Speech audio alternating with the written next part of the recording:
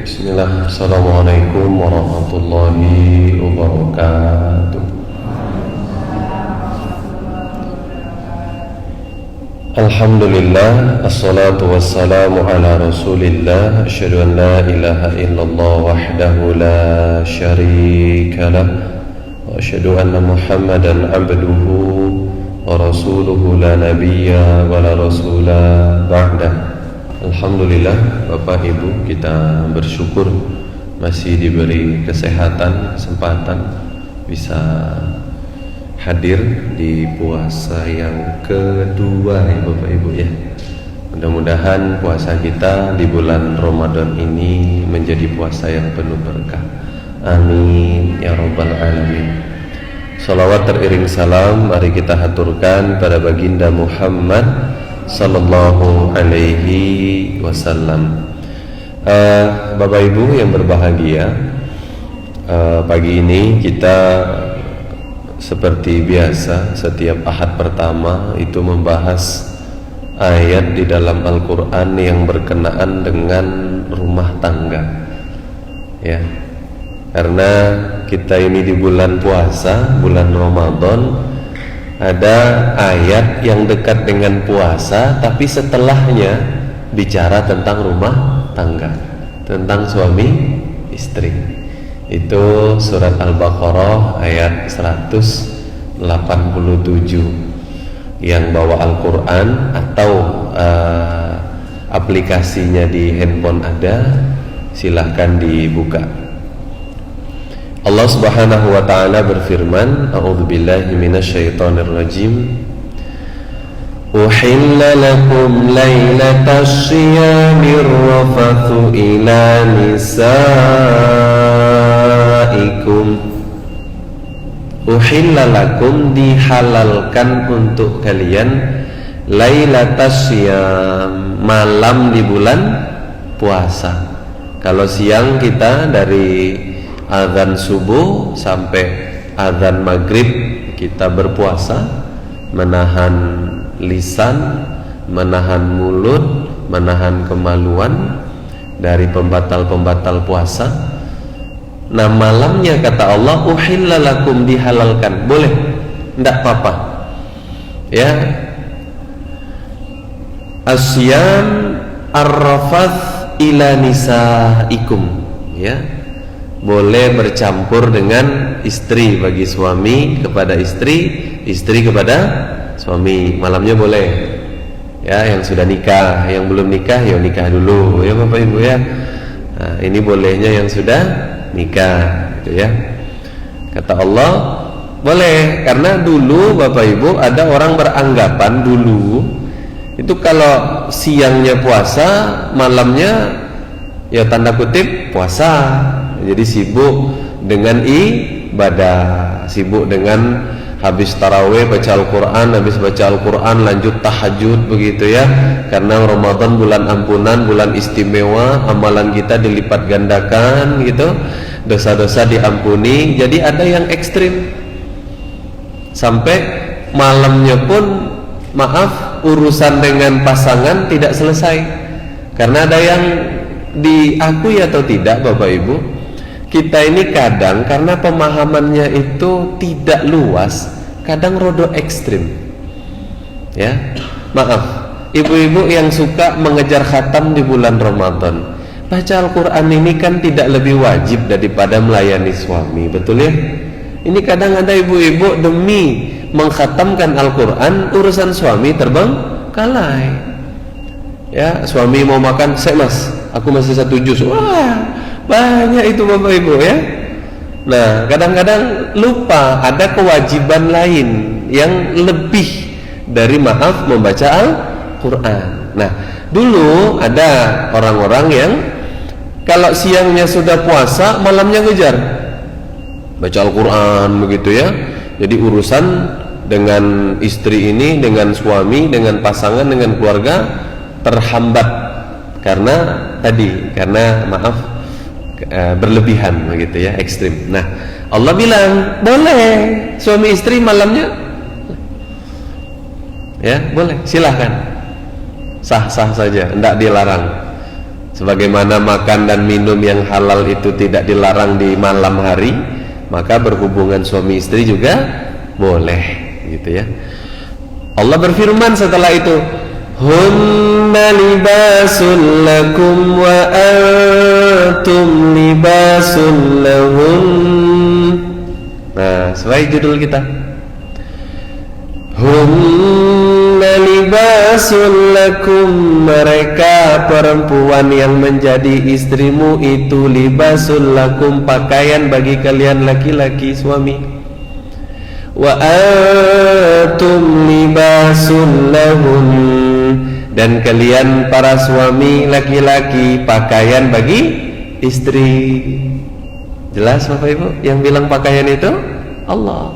Makanya di buku pernikahan itu judul babnya jadilah pakaian, atau jadikan dirimu sebagai pakaian bagi pasanganmu. Jadi tidak nuntut orang jadi pakaian kita, tapi kita menuntut diri sendiri untuk menjadi pakaian bagi pasangan. Tolong ini dibedakan Bapak Ibu. Ayat ini tidak boleh dijadikan untuk memaksa orang, tapi ayat ini untuk memaksa diri sendiri, gitu ya. Kalau kita selesaikan ayatnya, nanti kita fokus ke bait kedua tadi. Kita selesaikan ayat dulu. Lihat, kuntum takhtanuna anfusakum fataba alaikum wa afa ankum. Ya, Allah mengetahui bahwa kamu tidak dapat menahan dirimu sendiri, ya, tetapi Dia menerima taubatmu, memaafkan kamu, ya. Fal'ana bashiruhunna wabtaghu ma kataballahu lakum. Maka sekarang campurilah mereka dan carilah apa yang telah ditetapkan oleh Allah. Artinya kalimat wabtaghu ma kataballahu lakum, maaf agak dewasa. Itu urusan dengan pasangan itu diranjang banyak seninya. Jadi ya, setiap orang beda-beda. Saya tidak perlu rinci di sini ya. Sepertinya banyak yang belum menikah, bahaya. Dan ini siang gitu. Lanjut. Wa kulu washrabu hatta yatabayyana lakumul khaytul abyadu minal khaytil aswadi minal fajr. Makan minumlah di malam hari itu sampai jelas antara benang putih dengan benang hitam tanda fajar, ya. Kalau kita ditandai dengan azan subuh, sekarang lebih enak, gitu ya. Kalau tidak terdengar azan, membedakannya begini, ya, melihat, gitu ya. Tsumma atimmus siyama ilan lail. Maka kalau sudah fajar, ya, berkumandang azan subuh, sempurnakan puasa sampai malam. Malam ini maksudnya terbit fajar, itu ditandai dengan azan maghrib. Wala tubashiruhunna wa antum akifuna fil masajid. Tapi kalau bulan Ramadan itu kalian iktikaf di 10 hari terakhir Ramadan, walaupun malam yang tadinya boleh, tapi kalau iktikaf tidak boleh. Hukumnya gitu, ya. Jadi Allah itu ngasih hukum tuh rinci. Siang sempurnakan puasa, tidak boleh berhubungan suami istri. Malam boleh, tapi kalau malamnya itu kamu lagi iktikaf, karena dalam satu riwayat pernah Nabi itu iktikafnya lama, lebih dari 10 hari terakhir lebih, ya.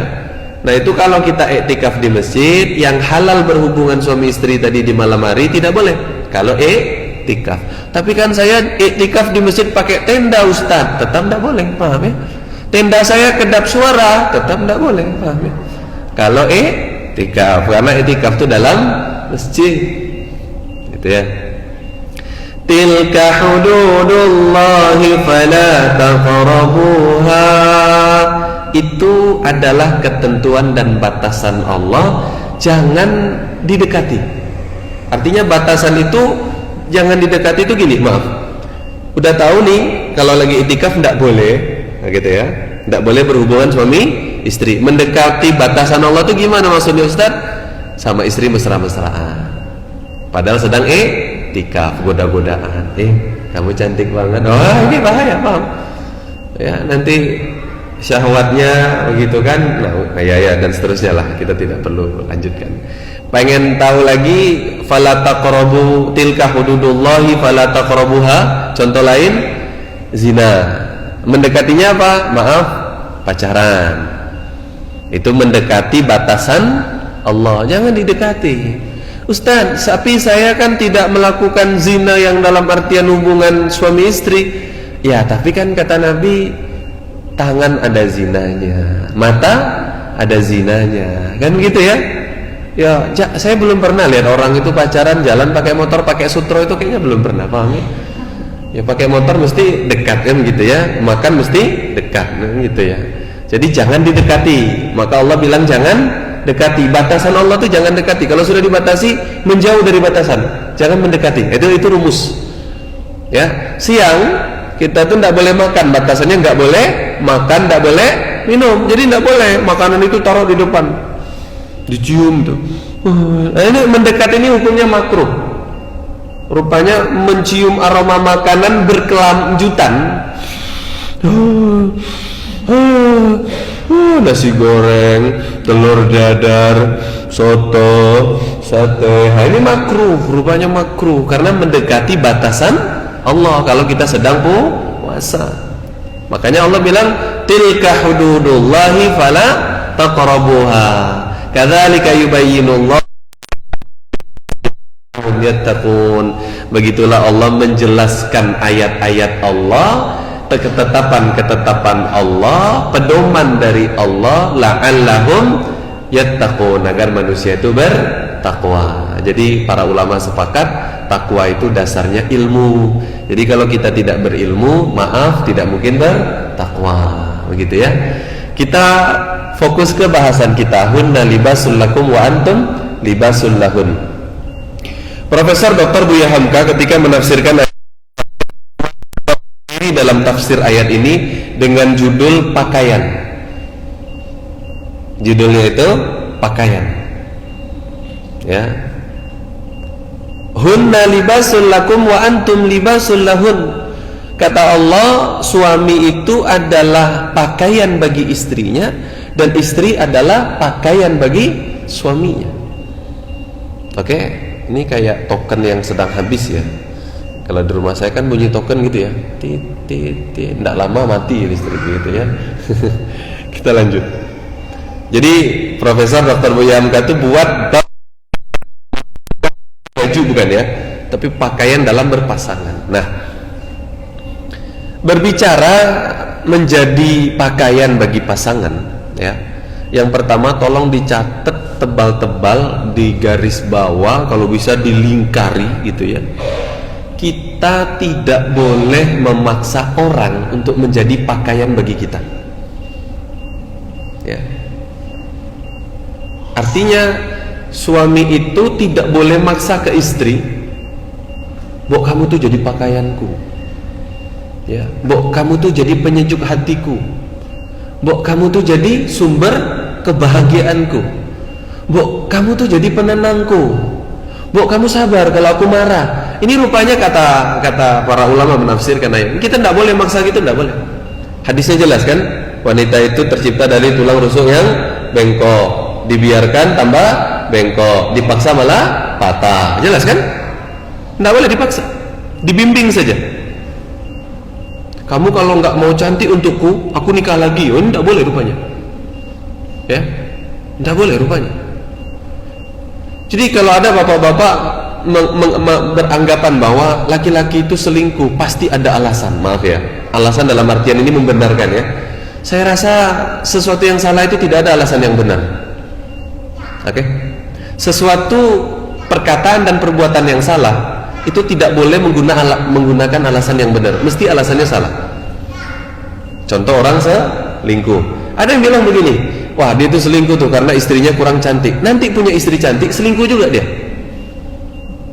Kalau ada yang bilang, "Wah, itu dia selingkuh karena istrinya tidak soleha." Nanti istrinya soleha, selingkuh juga dia.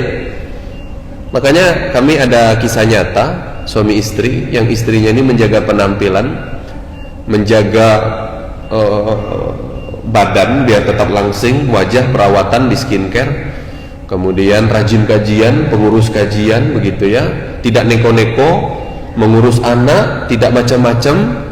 Terus suaminya selingkuh. Terus istrinya tanya, "Mas, kenapa toh kamu kayak gini, Mas?" Jawabannya ini bikin gimana ya bikinnya?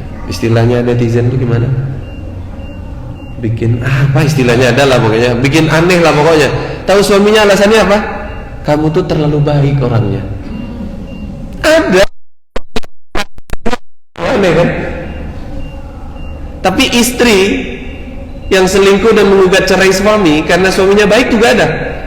Bahkan ini salah satu pesepak bola terkenal ini, ganteng, putih, rambutnya panjang, dari Amerika Latin.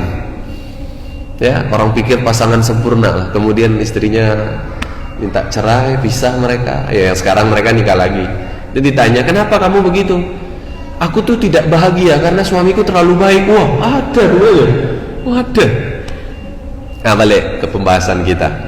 Jadi kita tidak boleh maksa, bapak-bapak tidak boleh pak maksa, "Kamu itu mbok jadi pakaian bagiku." Nanti pakaian itu kita bahas maksudnya apa.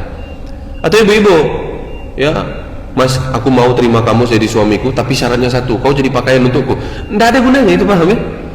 Ya, tidak ada. Karena gini, kalau laki-laki, para suami tidak bisa maksa istri, nanti dia patah. Hadisnya kan begitu ya. Lah, apalagi istri. Ya, jangankan maaf ya, jangankan mendebat, memaksa. Nasihat yang tidak diminta saja itu kurang berguna bagi seorang suami, karena laki-laki ini kan makhluk yang dominannya egois, dominan. Ya, dominan. Saya tidak bilang 100%. Nah, kita balik. Hunna libasul lakum wa tak boleh maksa orang. Artinya yang bisa kita paksa hanya satu, diri sendiri. Istri tidak boleh memaksa agar suaminya menjadi pakaian untuknya. Suami tidak boleh memaksa istri untuk menjadi pakaian bagi dirinya, bagi pasangan. Berarti kan yang bisa kita lakukan hanya memaksa diri kita. Makanya judul kita, jadikan dirimu pasangan bagi jadikan dirimu pakaian bagi pasanganmu. Jadi kita berusaha, kita memaksa diri untuk menjadi pakaian bagi pasangan kita. Oke. Ini yang pertama dari ayat ini. Yang berikut sini. Karena awal dari ayat ini, kalimat ini adalah uhilla lakum lailatas syiyamir rafathu ila nisaikum. Maaf, kan kalimat ini identik dibolehkan, yang siangnya tidak boleh, malamnya puasa, malamnya bulan Ramadan itu boleh suami istri berhubungan kecuali kalau sedang iktikaf. Itu kan awal ayat tuh ya, awal kalimat ya, pangkalnya. Maka pangkalnya ini tidak jauh dari kalimat yang kita bahas. Pakai suami istri itu saling membutuhkan. Bohong butuh kepada istri, karena istri juga butuh kepada suami. Kalau ada perempuan yang mengatakan, "Oh, aku tidak berhubungan dengan suamiku, tidak apa-apa, kuat," itu bohong. Oke? Suami apa lagi? Suami apa lagi, Pak? Bahkan para ulama itu berani mengatakan, bila hubungan suami istri ini tidak berjalan dengan baik, maka laki-laki itu bisa dilihat dari raut wajah yang muram, suram, sulit tersenyum, rodo gelap. Yang tersinggung, rodo gelap, sulit senyum, muram, mendung. Paham ya? Tidak cerah. Ini para ulama kata Pak. Makanya ada istilah orang-orang sekarang itu jablay, betul? Jablay ini kan identik jarang dibelai. Kalau sudah itu kan dibelai itu berarti mengarah ke eksekusi begitu ya. Maksudnya gini Bapak Ibu. Jadi pakaian itu sangat membutuhkan istri sebagai penentram. Suami membutuhkan istri sebagai penentram. Istri butuh suami, suami butuh istri. Pakaian di sini adalah apa? Penentram jiwa. Ya. Jadi Bapak Ibu yang berbahagia, yang sudah nikah atau yang akan menikah, kalau berpasangan atau nanti akan berpasangan, yang bisa kita paksa diri kita untuk menjadi penentram jiwa bagi pasangan kita. Ya. Dalam surat An-Nahl ya itu ada perumpamaan untuk orang beriman itu hewan ternak. Yang hewan ternak jelas makan rumput dan sejenisnya. Di dalamnya ada darah, ada nanah, tapi tetap saja hewan ternak itu bisa menghasilkan susu yang tidak terkontaminasi dengan darah dan nanah. Artinya apa? Orang beriman seberat, sebesar dan selama apapun buruknya gesekan hidup tidak terpengaruh. Tidak terpengaruh. Profesor Dr. Muhammad Bakar Ismail dalam kitab Mu'minat Selahunna Indallahi Sya'an, ketika beliau memaparkan kisah Asiyah binti Muzahim, beliau berkata, sedikit pun Asiyah binti Muzahim tidak terpengaruh oleh buruknya watak Fir'aun, oleh sadisnya kata-kata Fir'aun. Tidak terpengaruh.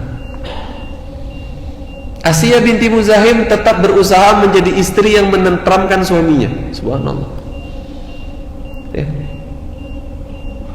Asiyah binti Muzahim ini berbeda iman dengan Fir'aun. Fir'aun mengaku Tuhan, sedangkan Asiyah binti Muzahim mengaku diam. Ketika ketahuan nanti disiksakan sampai meninggal dunia. KDRT paling sadis sepanjang masa. KDRT yang dilakukan oleh Fir'aun atau Ramses II kepada Asiyah binti Muzahim. Ya, tidak terpengaruh Bapak Ibu. Tadi yang kita bahas surah An-Nahl ya. Orang beriman itu Bapak Ibu, Anda kalau sebagai istri, seburuk apapun suami Anda tidak terpengaruh. Tetap berusaha menentramkan hatinya, menentramkan jiwanya. Karena itu pakaian. Anda pakaian bagi suami Anda. Ustaz, suami saya belum sholat, itu urusan dia. Istri tidak akan dihisap suami sudah sholat atau belum, kecuali suami Pak ya, nanti suami ada hadisnya. Ibu tuh dihisap tentang anak Bu, tentang rezeki yang dicari oleh suami yang dinafkahkan di rumah, itu dihisap nanti. Tapi suami ibu nggak sholat, kami mohon maaf, keterbatasan ilmu ya, keterbatasan ilmu. Tapi hadis yang sahih yang kami dapatkan, bahkan hadis doif sekalian pun, bahwa wanita tidak dihisap, istri tidak dihisap atas suaminya, tapi suami dihisap Pak. Jangan salah paham dihisap ya, nanti kita bahas ya. Jadi Bu, Anda sebagai istri atau mbak-mbak yang akan menikah, jadilah penentram jiwa untuk suami Anda. Jangan terpengaruh oleh keburukannya. Suami Anda belum soleh, suami Anda belum memperlakukan Anda sebagai istri selayaknya, suami Anda belum menyiapkan nafkah terbaik, kata-katanya kadang tidak enak, sikapnya kadang tidak enak. Tidak usah peduli, tidak usah terpengaruh, biarkan. Fokus, oke? Fokus diri kita paksa untuk menjadi penentram bagi pasangan. Ibu berarti untuk suaminya fokus. Oh, suamiku ini nggak suka nih aku pakai baju motif macan, ya sudahlah, aku yang motifnya enak aja lah. Suamiku sukanya apa nih?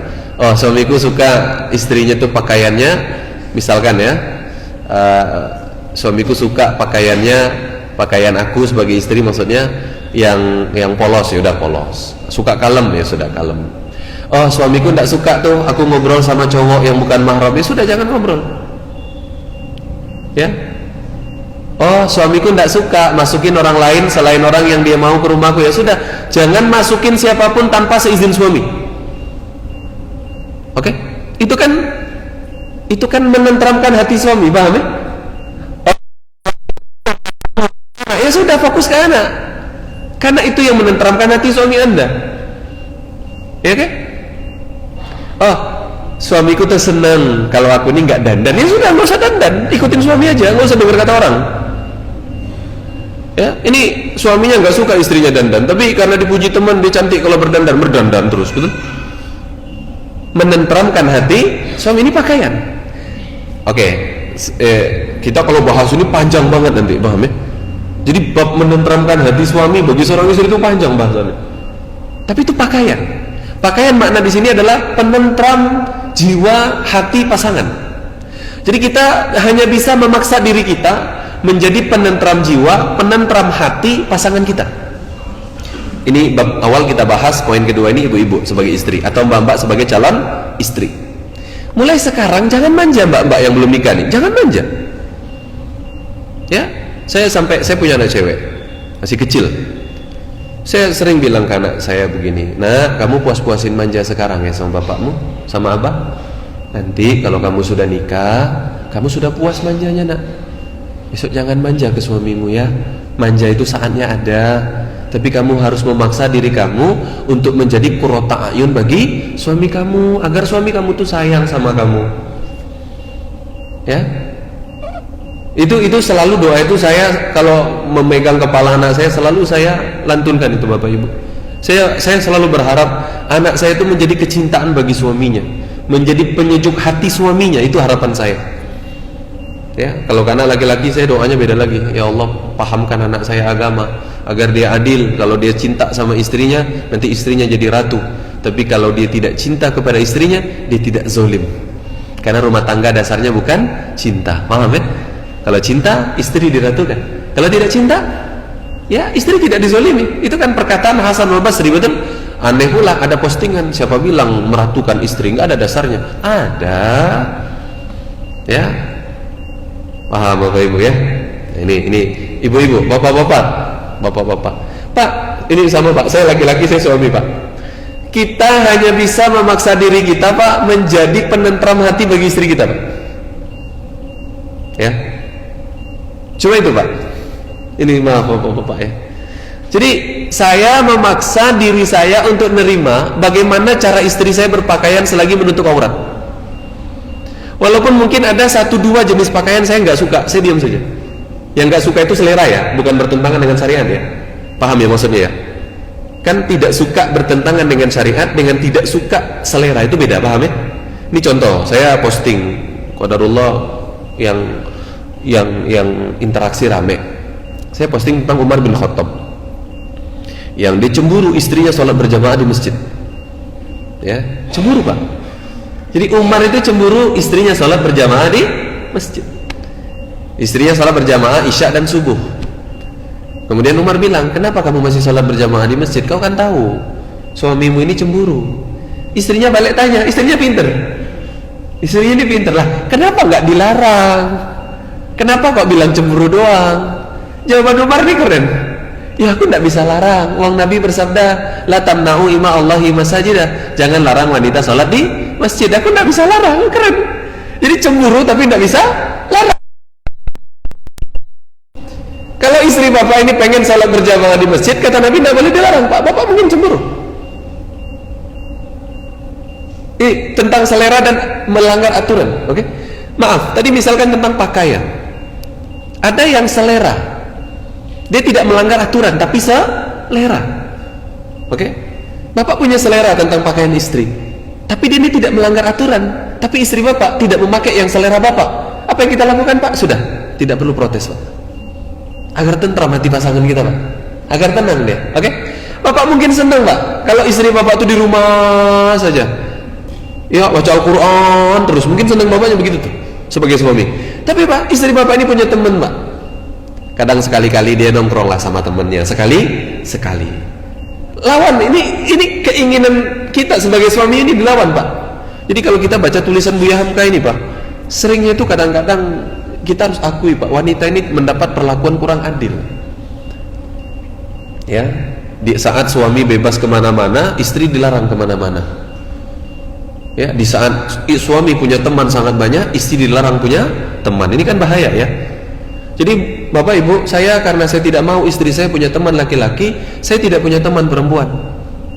Karena saya tidak mau istri saya interaksi dengan laki-laki yang bukan mahram, saya kalau dengan wanita yang bukan mahramnya seadanya Bapak Ibu, interaksinya itu seadanya, muamalahnya itu kenaknya saja. Karena saya juga tidak mau istri saya seperti itu. Ya. Tapi kok qadarullah gitu ya, qadarullah. Ada satu waktu event gitu ya, mungkin ada laki-laki yang kemudian ngomong ke istri saya, yang saya ini orangnya pencemburu, yang sebenarnya mungkin itu sangat penting. Wah, hati saya cemburu nih Bapak Ibu ya. Ya, tapi istri saya ngomong begitu ya ke laki-laki tersebut, ya maaf, laki-laki ini tidak ada kait-kaitannya dengan nauzubillah hubungan tertentu begitu ya. Tapi saya diam aja, lama gitu ya. Ya kadang istri saya paham, ini suaminya diam cemburu, ini suaminya diam nggak cemburu, itu kadang ya, namanya manusia biasa ya. Saya diam aja Bapak Ibu, diam. Oke, diam Bapak Ibu ya. Oke, karena tadi Pak, kita hanya bisa maksa diri kita berusaha jadi penentram, menjadi pakaian bagi pasangan kita. Ya, para ulama bilang berhubungan badan bagi suami istri itu penentram. Bahkan dalam buku Al-Baitul Muslim Al-Qudwah itu ditulis begini Pak, nikmat 5-15 menit berhubungan suami istri itu bisa melebur bertahun-tahun penderitaan berumah tangga. Subhanallah. Itu ada bukunya Pak ya, itu ada bukunya, betapa memang berumah tangga itu proses panjang. Banyak hal-hal yang saya satu kali pernah ceramah Bapak Ibu ya, cinta orang yang belum menikah itu normal, tapi cinta orang yang sudah menikah lama itu luar biasa ya, luar biasa Bapak Ibu, karena sudah melihat aib-aibnya, kurang-kurangnya kan gitu ya, masih tetap menjaga pasangannya, sayang, cinta. Wah, ini luar biasa Bapak Ibu, Masya Allah ya. Nah, ini yang kedua. Jadi pakaian di sini maknanya apa? Penentram jiwa. Karena pakaian itu kalau kita dingin jadi hangat. Oke? Kalau kita misalkan, maaf Bapak Ibu ya, kalau mungkin Solo atau Tawangmangu, betul? Jadi dia membuat kita yang dingin jadi hangat, kedinginan jadi hangat. Yang kita ini memalukan jadi terhormat karena pakaian. Nah, jadi bermula dari hati. Pakaian itu adalah yang menentramkan jiwa. Suami pakaian bagi istri, istri pakaian bagi suami. Artinya suami penentram hati bagi istri, istri penentram hati bagi suami. Karena tidak ada hubungan yang lebih dekat daripada dua orang ini, kecuali dengan Allah. Betul Bapak Ibu ya? Maksudnya kita memaksa diri. Kalau Bapak Ibu nanti baca tentang Ibunda Aisyah Bapak Ibu ya, subhanallah ya, bacalah Bapak Ibu bagaimana interaksi rumah tangga Ibunda Aisyah dengan Nabi secara komplit. Jangan hanya baca dari sisi bijak, baca secara komplit interaksi rumah tangga mereka berdua ini, beliau ini. Coba baca Bapak Ibu, nanti Bapak Ibu akan dapat betapa Aisyah ini, bahkan dalam satu riwayat karena suara nadanya tinggi marah kepada Nabi, Abu Bakar lewat, ditampar Aisyah itu, ditampar oleh Abu Bakar Bapak Ibu sampai ke lantai jatuh. Itu kenapa Nabi begitu bijak, tetap tenang menenteramkan hati istri ketika ditampar oleh bapaknya sendiri, karena Abu Bakar malu punya anak seperti itu. Maka yang tadinya Aisyah berantem dengan Nabi, lari ke belakang Nabi, berlindung, minta pertolongan. Maka Nabi kemudian berkata kepada Abu Bakar, wahai Abu Bakar, kami tidak melibatkan engkau dalam urusan kami ini, dan apa yang kamu lakukan ini tidak diterima, jadi tolong tidak perlu ikut campur. Akhirnya Abu Bakar pergi. Maka Nabi dengan enteng berkata kepada Aisyah, bukankah aku telah menyelamatkanmu? Subhanallah Bapak Ibu ya. Kenapa Nabi begitu tenang? Karena lama berumah tangga dengan Khadijah. Berarti sekitar 28 tahun Bapak.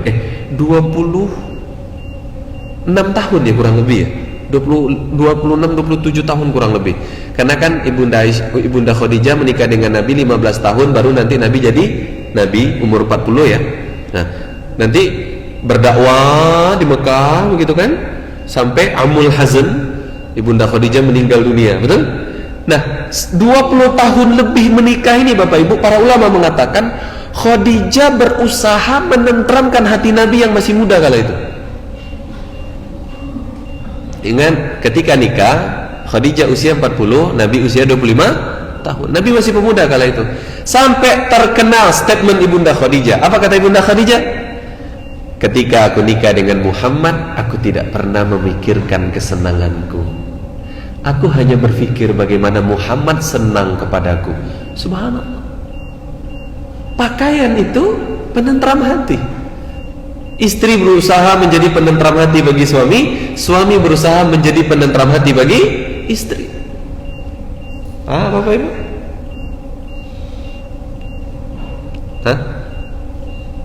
Misalkan Pak, kemana kita pergi? Kata bapak, bapak-bapak tuh rata-rata begitu Bu. Kalau mau pergi nanya, istri bilang terserah. Ini kan banyak gitu ya Pak ya. Istri itu kan banyak bilang terserah. Akhirnya bapak-bapak bilang ke pantai gimana? Kadang ada yang lain menurut aja, manut ini ya. Suami bilang ke pantai aja. Nah, ibu-ibu bilang janganlah ke pantai, bosan kita. Bagaimana kalau ke gunung saja, misal ke Gunung Lawu, kan? Ke Tawangmangu gitu kan istilah. Di sini Tawangmangu. Kalau ke sini ke pantai kemana dekat nih? Jogja berarti ya? Oh Jogja. Sekarang sudah ada tol, makin dekat begitu ya. Ke Jogja kalau mau ke pantai paling dekat ya. Atau ke Pacitan ya jauh juga Bapak Ibu ya. Jauh. Misalnya Bapak Ibu nih di Solo mau ke pantai, tapi Bapak-bapak bilang pantai yuk. Ibu-ibu bilang ke Tawangmangu saja. Bu, Pak, maaf. Ke gunung itu kan, ke daerah dingin itu kalau hujan itu kan tidak enak ya sebenarnya, maaf ya. Kan menikmatinya itu kalau tidak hujan. Si bapak bilang, ini musim hujan loh. Ini musim hujan loh. Nanti kalau hujan itu kita ke gunung kurang seru. Kan gitu ya? Enggak lah, insya Allah enggak, ini enggak apa-apa. Akhirnya berangkat. Oh begitu berangkat rupanya hujan enggak berhenti-berhenti. Hujan begitu ya. Menenteramkan hati istri itu gimana berarti Pak? Enggak apa-apa, rezekinya hujan. Ya, ini tuh hujan kan, tuh kan hujan kan. Memang perempuan itu enggak bisa diajak musyawarah pokoknya. Panas Pak, panas ya, panas ya. Misal lagi nih Pak, nih kita bicara tadi ibu-ibu kan sudah ya, istri bapak bilang, Mas makan sate yuk ke Klaten, kan dari Solo Klaten dekat ya, apalagi sekarang ada tol kan gitu ya, ada sate viral, porsinya gede, postingan itu enak. Jadi maaf Pak, ibu-ibu itu banyak yang tidak makan belum, tapi udah bilang enak, itu ibu-ibu. Tidak semua, tapi banyak. Nggak, masalahnya tuh saya punya istri dan punya anak perempuan Pak, Bu. Punya orang tua, ibu saya masih hidup. Itu perempuannya saya, artinya ibu saya, adik perempuan saya, istri saya, anak perempuan saya, sering banget bilang gini, itu enak itu, pernah makan? Belum. Artinya banyak yang seperti itu, paham? Enggak semua ya. Jadi Pak gini Pak, Mas, ayo kita ke Klaten ya. Ngapain? Makan sate, ada sate viral, enak. Bapak bilang, kamu sudah pernah makan? Ya belum, tapi kayaknya enak. Ya sudah, ke Klaten. Bayangin makan sate dari Solo ke Klaten. Ini karena suami sayang istri. Kalau nggak sayang tak biarin loh, itu dibiarin loh ibu-ibu. Ditemenin, naik mobil lah misalkan, atau naik motor sampai. Wah, begitu datang di foto, direkam, ibu-ibu kan, seru itu ya. Porsinya gede, kayaknya enak, menggoda. Sudah selesai dihidangkan, makan.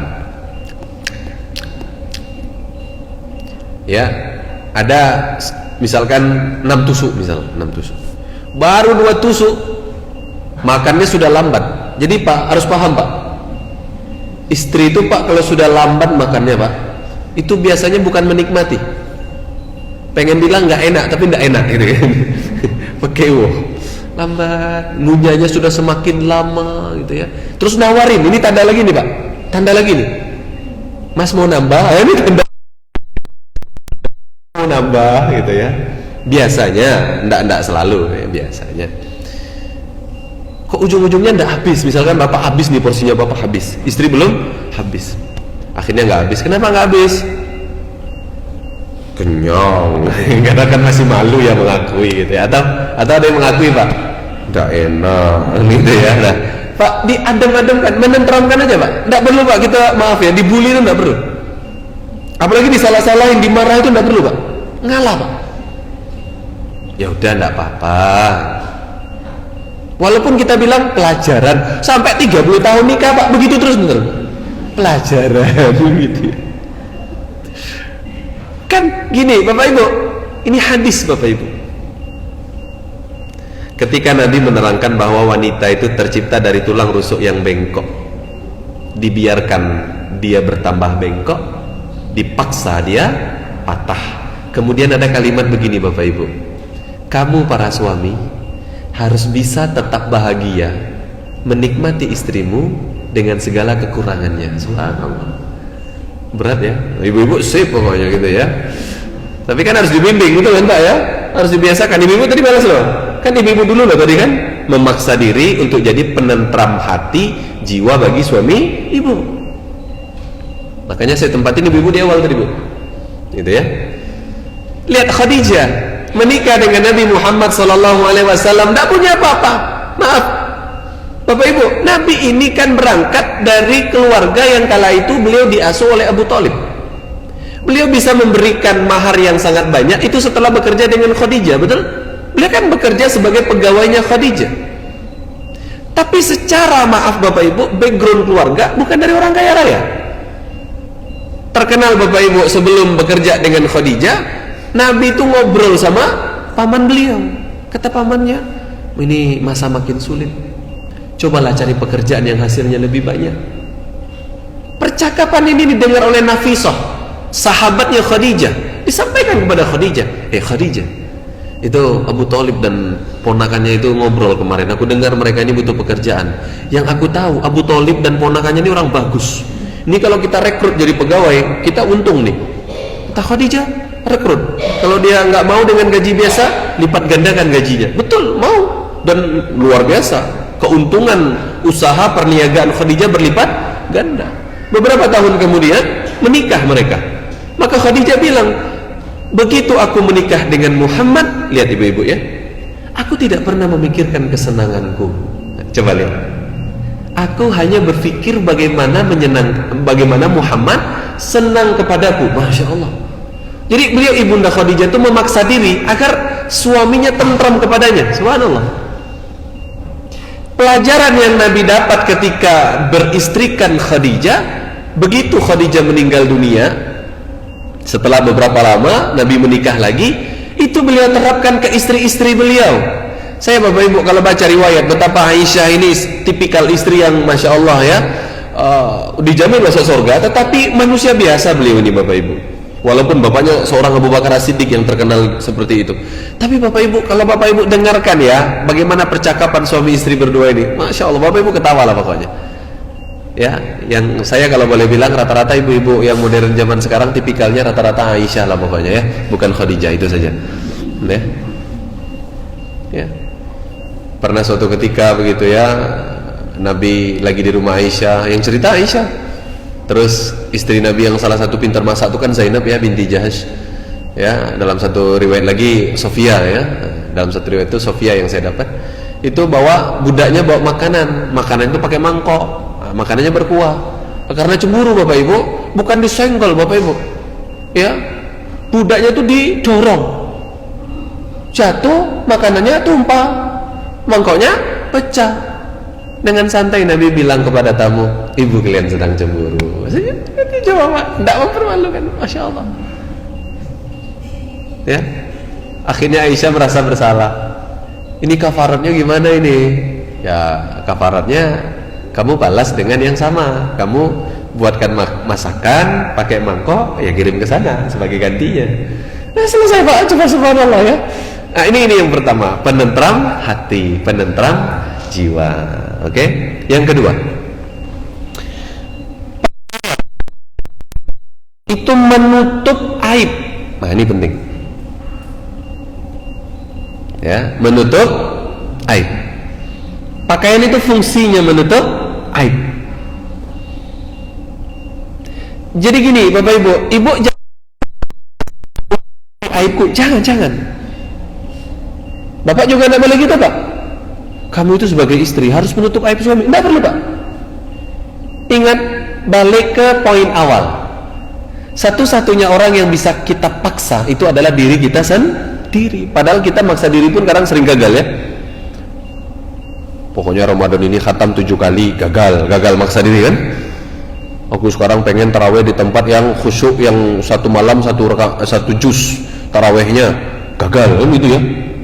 Aku pengen belajar rutin, tidak bolong, gagal, kalah sama tabligh akbar. Di sana ada tabligh akbar, misalkan gitu, ya, kalah sama kajian. Kadang kita memaksa diri kita saja sering gagal, oke? Apalagi memaksa orang lain. Jadi balik ke poin awal, yang bisa kita paksa hanya diri kita sendiri. Jadi gimana? Jadikan dirimu pakaian bagi pasanganmu. Jadilah pakaian bagi pasanganmu. Artinya begini, kita paksa diri kita untuk menutup aib pasangan kita. Karena pakaian itu fungsinya penutup aib. Kita paksa diri kita menutup aib pasangan kita. Ya. Bapak ibu yang berbahagia, kalau ibu sekedar cerita sesuatu yang sudah berlalu dan sekarang jadi membaik, itu bukan aib. Contoh. Ibu cerita nih, suami saya ini dulu itu maaf tidak kurang merawat diri, tapi begitu nikah dengan saya, ya sekarang alhamdulillah sudah glowing, ya sudah good looking, alhamdulillah. Inilah peran istri. Itu boleh-boleh saja, dan saya yakin bapak-bapak anda tersinggung, betul? Saya yakin tuh, Bu. Cuma masalahnya kalau itu dibalik, ibu-ibu suka tersinggung, betul kan? Paham ya? Kamu itu sejak nikah sama aku tambah cantik ya. Dari siapa? Tahu siapa? Aku ini SMA Bunga Desa loh, ya. Oh, mulai. Ya. Maaf Bapak Ibu ya, ini sebuah klaim agak sombong ya. Maaf sekali ya. Saya kadang bercanda ke istri saya gini, aku dari dulu sampai sekarang itu belum pernah menghubungi wanita duluan, saya bilang. Belum jebol itu, saya bilang. Aku selalu dihubungi wanita lebih dulu, saya bilang. Orang yang minta lamar, saya bilang. Saya bilang ke istri saya, tidak terima itu Bapak Ibu ya. Tidak terima, istri saya tidak terima deh Bapak Ibu ya. Ya, tapi saya mengakui istri saya itu banyak yang suka. Saya selalu bilang, bahkan saya bilang Bapak Ibu, kamu ini mungkin dapatin laki-laki yang lebih. Kadang-kadang aku kasihan sama kamu itu dapat suami kayak aku, saya bilang. Kurangnya banyak. Saya tidak pernah merasa punya kelebihan Bapak Ibu. Ya, jadi saya tidak tersinggung kalau orang kemudian tidak mempersiapkan apa-apa untuk saya. Ya, tidak tersinggung saya sedikit pun. Kalau kita merasa punya kelebihan dan merasa kita ini besar, kita akan mudah tersinggung, maaf, kalau kita tidak dipersiapkan segala sesuatu, betul? Nah, ini subhanallah Bapak Ibu ya. Jadi penutup aib, kita menutup aib pasangan kita itu ditutup Bapak Ibu. Kita balik ke materi yang kita bisa paksa adalah diri kita sendiri. Bapak tidak bisa Pak, paksa pasangan Bapak itu tidak bisa. Bapak tidak bisa paksa istri Bapak, tidak bisa Pak. Itu hadis Pak. Bapak paksa patah. Tugas kita hanya membimbing. Ibu sama, ibu tidak bisa maksa suami. Mas, mau kamu tutup aibku? Tidak. Diri ibu untuk menutup aib suami ibu, selesai. Ya. Itu hadis. Subhanallah, Bapak Ibu yang berbahagia. Oke, kalau kita sudah bosan mendengar cerita Nabi Nuh dan Nabi Lut yang istrinya saja itu tidak beriman, betul Bapak Ibu ya? Oke. Yang bagaimana Asia binti Muzahim suaminya ngaku Tuhan gitu ya. Oke, saya sampaikan kisah yang lain. Tafsir dari surah An-Nisa ayat 19. Fa'asa an takrahu syai'an wa yaj'alallahu fihi khairan katsira. Dalam tafsir Al-Qurtubi ada kisah Bapak Ibu. Ada seorang laki-laki ya, sehat badannya, banyak ilmunya, cukup hartanya, bisa punya istri, punya anak, bisa Bapak Ibu mampu gitu ya. Qadarullah punya istri yang akhlaknya buruk. Ya, akhlaknya buruk. Suka menyakiti suami dengan kata-katanya. Suka durhaka kepada suami. Ada seseorang berkata, "Syekh, Anda ini berat loh Syekh, sabar punya istri begitu, apa enggak dicerai?" Jawaban Syekh ini luar biasa Bapak Ibu. Coba lihat Pak. Lihat Pak. cara kita menenteramkan hati kita dan pasangan, Pak? Apa jawaban Syekh?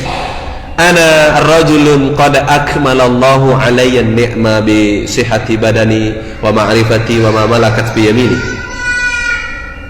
Aku ini adalah laki-laki yang Allah sudah banyak kasih nikmat. Badanku sehat, ilmuku banyak, aku punya harta, aku punya istri, aku punya anak. Fala'allaha ba'athat uqubah ala dhanbi. Aku itu berharap istriku kalau lagi tidak baik ke aku, itu hukuman atas dosa-dosaku. Coba lihat, Pak. Subhanallah, menenteramkan hati kita, Pak. Luar biasa. Jadi beliau tidak urai aib-aib istrinya, itu tak diurai.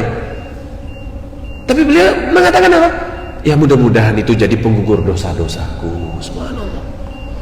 Ya kalau kalian lihat istriku tidak baik ke aku, ya sudah, mudah-mudahan itu jadi penggugur dosaku. Subhanallah. Kalau nanti aku ceraikan dia, setelah itu aku nikah lagi atau tidak menikah lagi, ujianku lebih berat dan aku tidak bisa sabar. Subhanallah. Tidak ada jaminan loh, Pak. Bapak Ibu itu kalau tidak mampu menyelesaikan dan menjalani satu ujian, tidak ada jaminan ujian berikutnya lebih ringan, itu tidak ada. Apakah kita pikir hidup sendiri setelah tadinya berdua itu lebih mudah? Tidak ada yang bisa menjamin, betul? Tidak ada jaminan. Kalau betul-betul na'udzubillah min zalik, rumah tangga ini sudah tidak bisa dipertahankan, betul ada syariat di dalam Islam, An-Nisa ayat 130 kan itu? Itu kan memang sudah tidak bisa sama sekali. Itu sudah jalan paling ujung itu. Yang Allah ngancam kan, wanita yang minta cerai tanpa alasan syar'i haram masuk surga, kan begitu ya? Suami yang menceraikan istri semena-mena, ayat sebelumnya neraka tempatnya, kan begitu tuh. Artinya begini Bapak Ibu, kalau betul-betul sudah tidak ada, betul nanti setelah itu akan bahagia, betul, itu kalau memang sudah semua jalan sudah ditempuh. Tapi kalau jalan-jalan yang lain belum ditempuh, sabar belum, nikah baru 3 bulan terus cerai, kan ada urutannya, betul Bapak Ibu ya? Nah, satu-satunya orang yang bisa kita paksa menjadi pakaian itu adalah diri kita sendiri untuk pasangan kita. Kita tidak bisa memaksa pasangan kita menjadi pakaian untuk diri kita. Nah, tadi yang kita bahas, pakaian itu selain penentram hati, penentram jiwa, adalah penutup aib. Tutup aib pasangan kita, ya Bapak Ibu yang berbahagia, kita tutup semaksimal kemampuan kita. Ibu biarkan Bu, kalau suami ibu berkata kamu ini istri yang suka buka aib suami, tapi kalau ibu tidak begitu, biarkan. Itu kan penilaian itu sifatnya tidak pasti, itu rumus, itu subjektif bukan objektif. Ibu bapak sama Pak, kalau istri bapak mengatakan mas kamu ini tipikal istri yang suka buka aib istri, biarkan, itu penilaian istri, belum tentu benar, betul? Yang penting kita paksa diri kita menutup aib pasangan kita, selesai. Ya, Masya Allah, Bapak Ibu berbahagia, kita tutup aib pasangan kita. Oke? Makanya suatu ketika Nabi Muhammad SAW giliran di rumah Hafsah pergi keluar, tiba-tiba Maria Al-Qibtiyah, pada masa itu kan boleh ya menggauli budak kan, Maria Al-Qibtiyah ini kan budak ya. Maria Al-Qibtiyah datang, ya selayaknya suami istri begitu ya, karena boleh berhubungan. Qadarullah berhubungannya di rumah Hafsah. Hafsah pulang dan Hafsah melihat ada sendal wanita di situ. Nah, ini ada perempuan, ini sendalnya Maria Al-Qibtiyah. Hafsah marah Bapak Ibu, nangis di luar. Nabi sadar. Maria Al-Qibtiyah pulang ke kediamannya, kemudian Hafsah marah, nangis. Nabi bilang, aku sadari itu salah, aku bersumpah tidak akan mengulanginya, tapi aku minta satu, tolong ini rahasia kita saja, tidak perlu dikasih tahu orang lain. Kemudian qadarullah, karena ini kehendak Allah ya Bapak Ibu ya, skenario dari Allah agar pembelajaran untuk kita. Hafsah cerita sama Aisyah dalam satu riwayat. Ya namanya maaf Bapak Ibu ya, kata Allah, dan ini akhirnya dibuat rumus oleh Imam Al-Ghazali. Buruk sangka di atasnya tajasus, di atasnya ghibah, itu udah rumus itu. Ya, tajasus itu mencari-cari aib Bapak Ibu. Akhirnya cerita. Kata Imam Al-Ghazali, orang kalau dapat aib itu susah memendamnya. Makanya rumusnya jangan cari aib. Karena kalau sudah dapat aib, memendam aib itu susah. Itu tuh kayak menggelitik itu loh Bapak Ibu, gatal, kayak pengen digaru, itu aib. Jadi kok aib gitu kan. Akhirnya cerita, ya tersebar Bapak Ibu ya. Kemudian nih subhanallah Bapak Ibu ya, ditalak kan, Hafsah ditalak kan. Yang kayak orang gila itu Umar bin Khattab.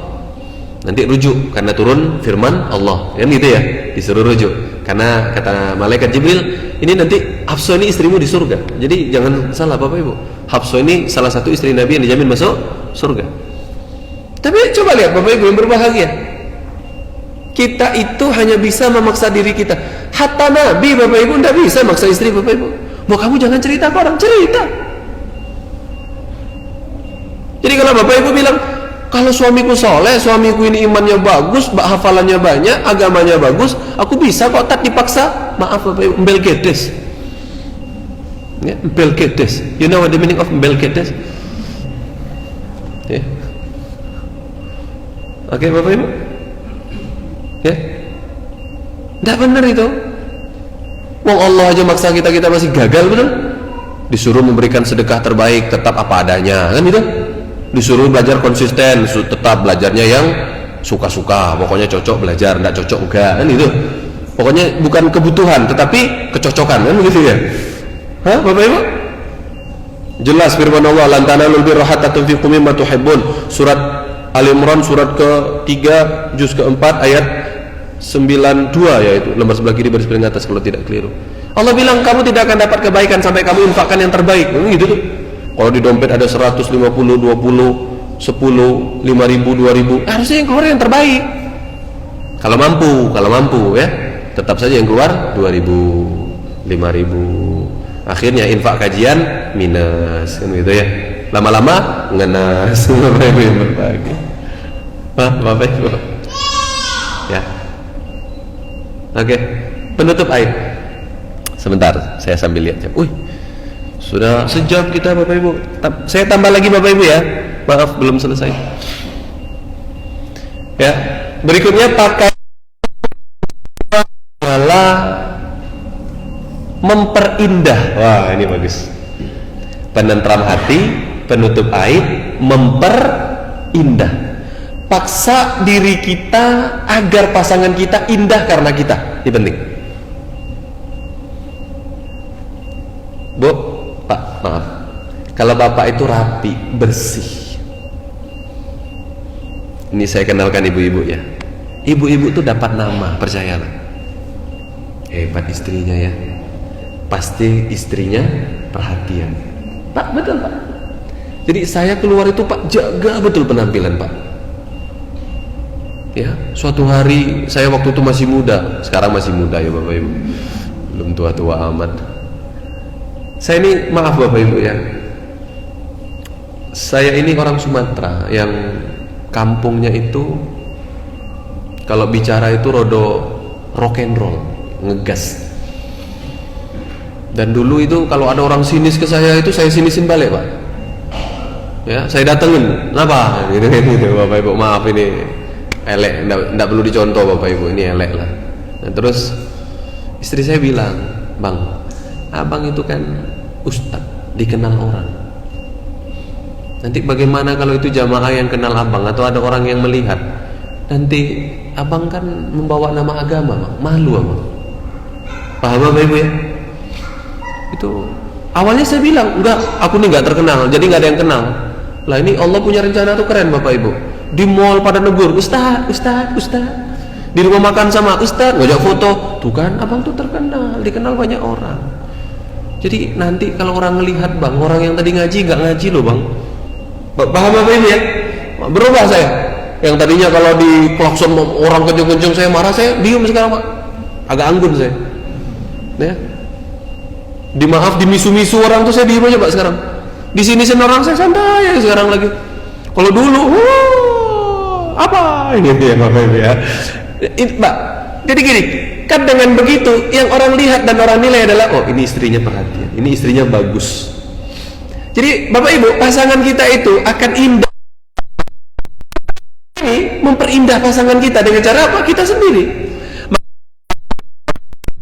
Kata Aku suka memperindah penampilanku sebagaimana aku suka istriku memperindah penampilannya untukku. Subhanallah. Makanya Nabi Muhammad SAW bersabda di sini dari Imam Muslim. Apa kata Nabi? Innallaha jamil yuhibbul jamal. Allah itu maha indah dan Allah suka keindahan. Ya, Allah tuh suka, Pak, kalau kita ini memperindah penampilan. Allah suka. Lah, pakaian itu fungsinya memperindah. Oke? Jadi Pak, walaupun di rumah Pak, maaf Pak ya, maaf, kita ini lempar piring, lempar sendok, lempar garpu, lempar mangkok, ya, mukul tembok, bolongin pintu rumah, marah, berantem, tetap Pak di luar. Saya ini istrinya, ada suara tadi di dalam rumah, anak-anak main lempar-lemparan, dijaga Pak. Karena kalau kita nampakkan kita berantem dari dalam keluar, apa yang terjadi? Buruk pasangan kita di mata orang, tidak menarik lagi, betul? Wah, suka berantem orang ini. Jadi kita paksa diri kita untuk memperindah pasangan kita, mulai dari fisik. Jaga penampilan ibu juga begitu, ya, jaga penampilan. Jangan ibu bilang, sudahlah Ustadz, saya ini apa adanya dan suami saya suka saya apa adanya. Tidak usah beralibi seperti itu, jangan. Hadisnya jelas, innallaha jamil yuhibbul jamal. Kita jaga penampilan kita, pertama itu karena ajaran agama. Yang kedua tadi dapat, oh iya, nanti kalau ibu Bu berpenampilannya baik, syar'i, oke, rapi, bersih, indah, begitu ya.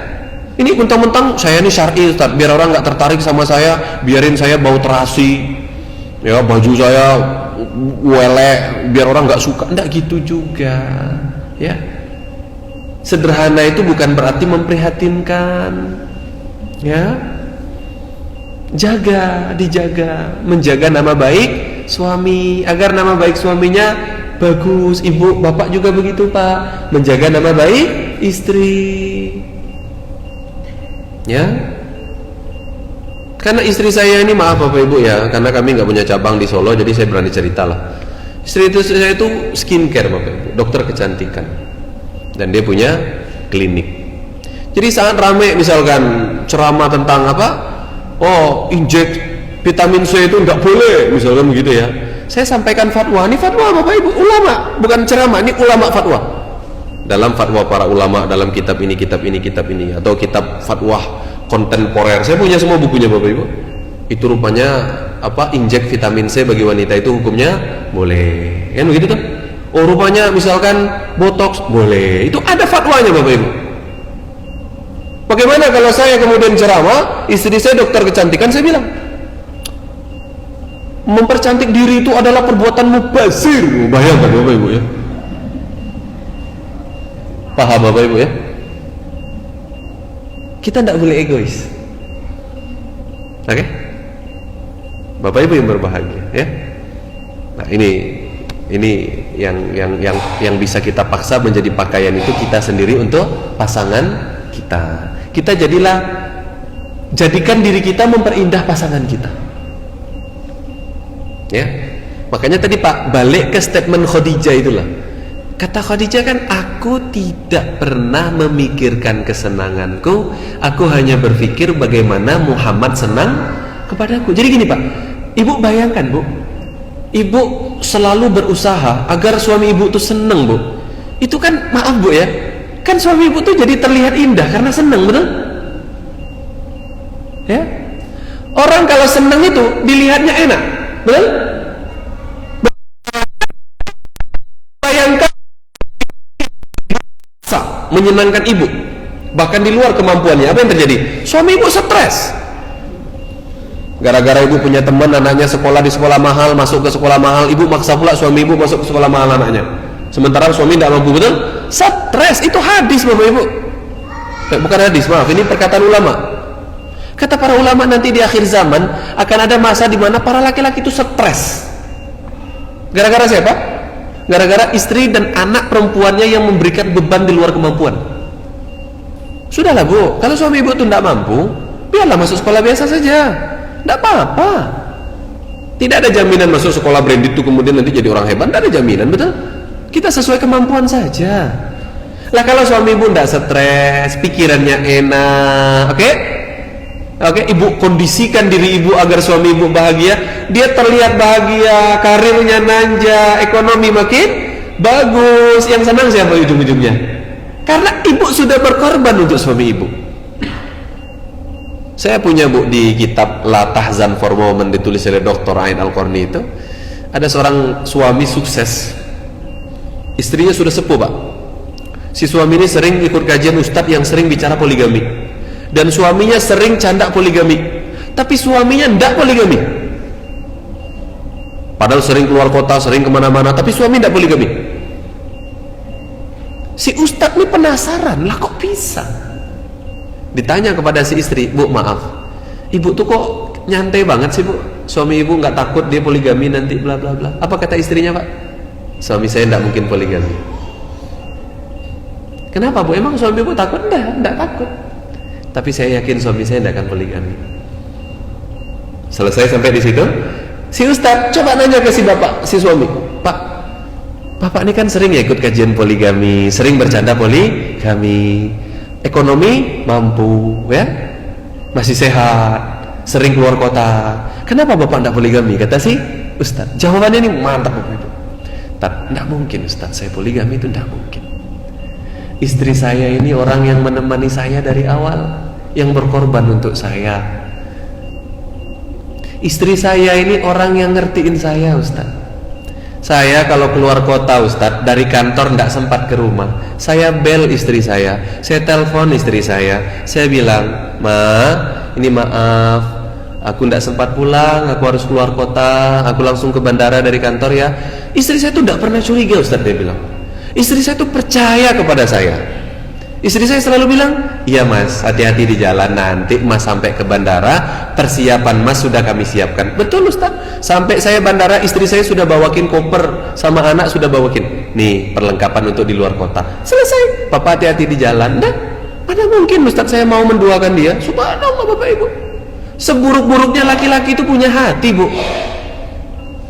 Maaf pak, ya, seburuk-buruknya wanita juga punya hati, kan begitu tuh. Coba lihat itu, kan ya kisah para nabi, istrinya nabi, orang-orang soleh, wanita soleha, kan gitu ya, para sahabat nabi, para sahabiat nabi, kan gitu tuh, orang-orang soleh setelah beliau-beliau ini. Bapak ibu, saya pengen sampaikan satu hal, yang kita bisa paksa itu adalah diri kita untuk menjadi pakaian bagi pasangan kita. Kalau bapak, maaf pak, tidak banyak menuntut ke istri bapak, bapak meringankan beban istri bapak. Istri bapak tuh awet muda wajahnya pak. Pak, kalau bapak menjadi suami mencontoh Nabi pak, saya ceritakan Nabi di rumah pak ya. Nabi ketika ditanya oleh para sahabat kepada Ibunda Aisyah, bagaimana Nabi di rumah sebagai suami? Ibunda Aisyah cerita, Nabi itu di rumah seperti laki-laki pada umumnya. Di rumah beliau jahit baju sobek sendiri, sendal putus dijahit sendiri, ambil makan sendiri, ambil minum sendiri, melayani diri sendiri, melakukan semua pekerjaan istri, meringankan beban istri. Di rumah tuh gitu pak. Jadi kalau istri itu bapak ringankan pak, dia tambah indah pak. Bagaimana istri bapak mau indah penampilannya? Maaf pak, sudahlah kita nih, maaf kita nih, saya lah bapak ya, sudahlah kita ini kadang tidak kaya raya, tidak bisa menyiapkan ART yang banyak, pulang ke rumah kayak raja pak. Bu, kopi kundi, makan, ando mau mandi, sepatuku rapiin. Sudah sehari istrinya tuh ngurus rumah, pakaian, nyapu, ngepel, masak anak. Di rumah ya datang raja, betul kan? Jadi kalau datang tuh kalau bisa istrinya cium tangan kan gitu ya. Betul pak, istri soleha tuh nyambut kepulangan suami, tapi suami yang soleh nggak minta disambut pak. Paham pak ya? Betul pak bu, istri yang soleha tuh menyiapkan makan suami, memasakkan makanan suami. Betul betul, tetapi suami yang soleh tidak minta dimasakin, itu loh. Keren kan? Coba bayangkan hebatnya, si bapak tidak minta, istri inisiatif, mantap. Jadi mengerjakan dengan senang hati, dengan suka rela. Segala sesuatu yang dikerjakan dengan senang hati akan memperindah penampilan kita. Subhanallah. Bapak ibu yang berbahagia, ya. Mulai sekarang, ayo kita paksa diri kita menjadi pakaian untuk pasangan kita. Kami rasa membahas pakaian ini masih banyak bapak ibu, ya. Ini baru beberapa buku bapak ibu. Ini kalau kita buka buku-buku lainnya masih banyak bapak ibu. Silahkan nanti didalami. Ingat, satu hal yang harus kita bold, harus kita garis bawah, lingkarin kalau bisa. Orang yang paling kita paksa pertama itu diri sendiri. Jangan coba-coba memaksa orang lain. Kalau memaksa diri kita sendiri saja sering gagal, maka ke orang lain sifatnya persuasif, ajakan. Bapak ibu ya, ayo ingat bapak ibu, khusus bapak-bapak, betul bapak harus meluruskan istri pak, tapi tidak memaksa. Karena kalau memaksa kata Nabi bisa patah. Kita sudah arahkan, sudah bimbing, sudah ajak dengan cara persuasif, tidak memaksa. Kok istri belum baik, gimana Ustadz? Hisabnya masing-masing. Rupanya suami diminta pertanggungjawaban atas istri itu tentang dulu kamu ajari tidak, diingatkan tidak, dibimbing tidak. Itu bapak ibu ya. Hasilnya ingat, hidayah datang dari Allah, ya. Hidayah datang dari Allah. Kalau bapak soleh, istri harus soleh, maka istri Nabi Nuh dan Nabi Lut sebagai sampel. Tidak semua laki-laki soleh berhasil mendidik istrinya jadi soleha. Begitu bapak ibu? Sebaliknya sama ibu-ibu, tidak semua wanita soleha beruntung punya suami soleh. Kadang-kadang dapat suaminya kayak Asia binti Muzahim kemarin, ya.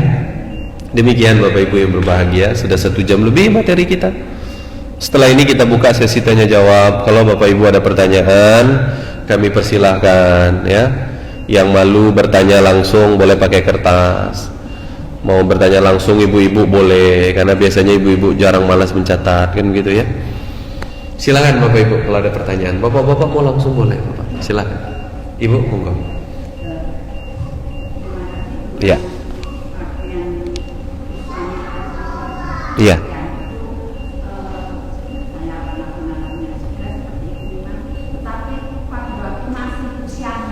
Iya. Menikah usia masih usia 25 itu untuk apa tidak tahu ilmunya kan? Betul. Itu sering muncul. Ada apa? Perkataan itu dengan baik lagi, berlagi. Ternyata kan mereka dibujuk, tapi dengan satu usia. Kok dibilangnya ya ini ya? Iya. Timbul seperti itu. Tetapi lama-lama tahu patahnya kerapinan suami itu mau. Jadi apa? Bahkan pernah paksa baju itu sudah mau jagol. Baju sudah pakai sudah pakai kok ngambutan gitu. Ya kalau Iya. seperti memang seperti itu. Tapi itu untuk menjalani seperti itu tidak terasa karena itu waktu Betul. dan usia juga. Betul. Ternyata setelah usia makin lama makin tua, itu hubungan dengan suami itu lebih besar, lebih seakan-akan aku bilang. Juga jadi kemana-mana itu berdua. Iya. Bahkan yang pernah mengatakan ibu atau bapak itu larang. Iya. Mana bersama seperti itu. Iya. Ternyata itu waktu sudah tidak bersama. Oke. Itu saya alami Pak Ustaz. Terima kasih. Terus itu bagaimana Pak? Oke, betul. Itu kan ada ya yang punya teori gini bu, katanya huru-hara pernikahan tuh 5 tahun pertama, nanti kalau sudah 10 tahun masuk aman, gitu katanya ya. Saya punya jamaah bu, rumahnya itu perumahan terkaya di kota itu, kota besar di Indonesia ini, ekonominya tinggi, perumahan paling elit di kota itu. Yang satu rumahnya itu ya paling murahnya bu, saya ingat itu 12 miliar, paling murah. Secara ekonomi jangan ditanya. anaknya yang paling tua itu sudah lulus kuliah. Bisa dibayangkan sudah berapa tahun mereka? 27 tahun waktu datang ke saya. Tapi mau cerai.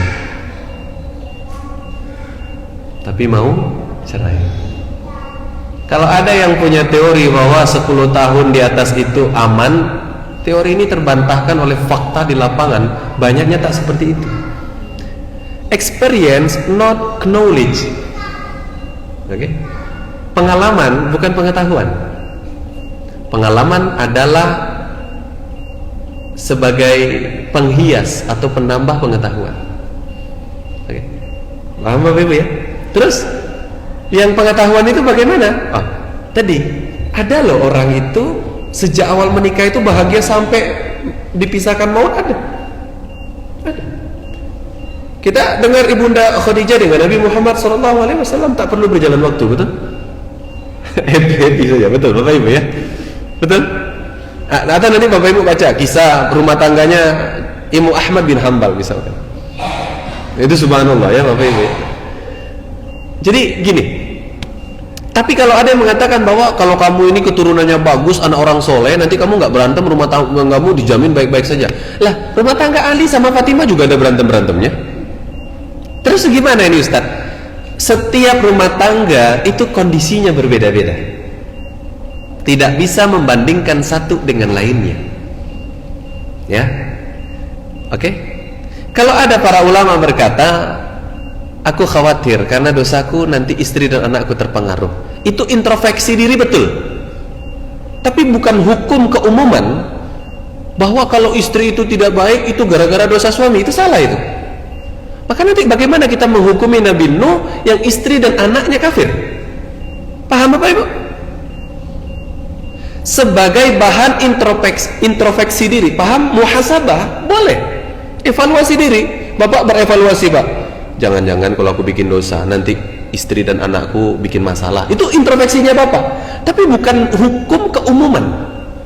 Itu kalau jadi hukum keumuman bahaya itu. Nanti kita menghukumi Nabi Nuh itu susah. Betul? Susah nanti. Kita nanti menghukumi orang-orang soleh yang na'udzubillah istrinya ini tidak baik itu susah. Susah nanti. Nah, jadi gini. Terus bagaimana itu Ustaz? Ada yang berteori, tapi saya tidak setuju. Karena tidak semua rumah tangga itu butuh waktu baru mesra. Ada orang itu sejak awal sudah mesra. Ada. Karena memang tipikal suaminya buta, istrinya tuli. Oke, karena tipikal suaminya buta, istrinya tuli. Apa maksudnya? Laki-laki ini makhluk visual. Seringnya laki-laki itu tidak bahagia karena yang dia lihat.